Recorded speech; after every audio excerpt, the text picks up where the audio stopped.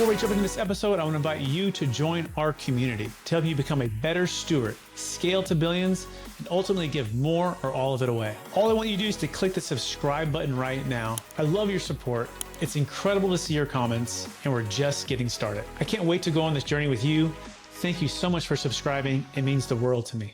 Welcome to the Build It to Billions podcast, where we guide successful entrepreneurs and investors on their journey from millions to billions. We believe the key to scaling and compounding your wealth and life starts every single day with the mindset and practice of stewardship over ownership and applying billionaire biblical principles. Our ultimate goal is to help you scale and compound your wealth and life so you can give more all of it away to help MVPs. My name is Brett Swartz. Each and every episode, we're joined by the world's top entrepreneurs, millionaires, or billionaires, and they share their secrets, wisdom, and insights with us so we can all level up and make a bigger impact. And today's guest is no exception. He's out of North Carolina, and he's got a passion and an influence over with people who are exiting businesses and have commercial real estate, and really bridging the gap between the two, because it really seems to be a disjointed type of space where you have like M&A advisors and business brokers, and then you have commercial real estate brokers.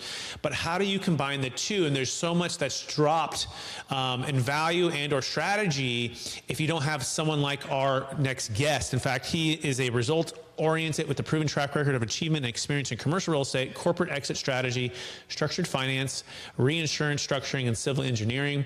His focus is on building trusted partnerships, creating strong relationships, and developing high-performing teams. And he is a certified as an exit planning advisor, and so much more. Please welcome to the show with me, Jason Bush. Jason, how we doing?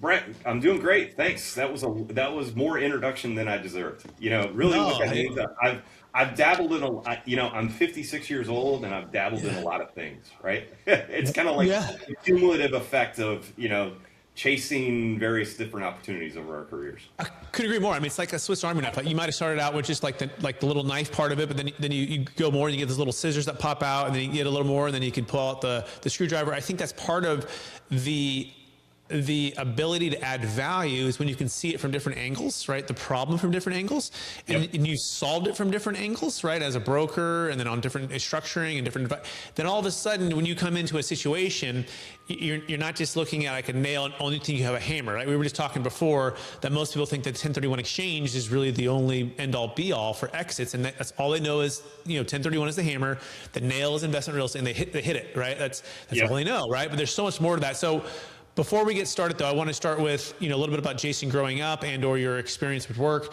What do you feel like are your one or two superpowers that you have, or strengths that help you help and bless people today? Yeah, I'm an entrepreneurial quant. Is probably the strongest running theme over those various misadventures in my career. I was a civil engineer originally, and I was a PE in New York. Grew up in the Adirondacks, upstate New York. So as a result, I still love the winter. Even though I live in the Carolinas, like, I like to snowboard as much as I can in all sorts of places in the world.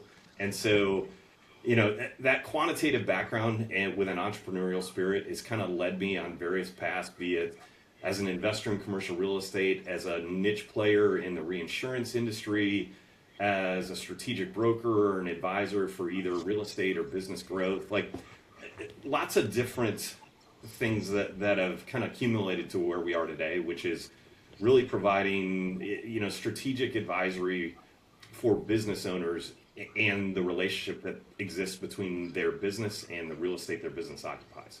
I love it. And this which is perfect for the talk today, which is basically commercial real estate and business exits, and basically the lost opportunity that, folks are having every single day because they don't have someone like a Jason Bush helping with that, and or you're the advisor on one or the other, and you want to bring into your team to help your clients, to help you can grow your business even more. So let's dive right into that. So what would you say is the biggest, mistake that either business brokers or commercial real estate brokers and or the owners of these assets that are selling, they're missing with the combination of selling both or one or the other?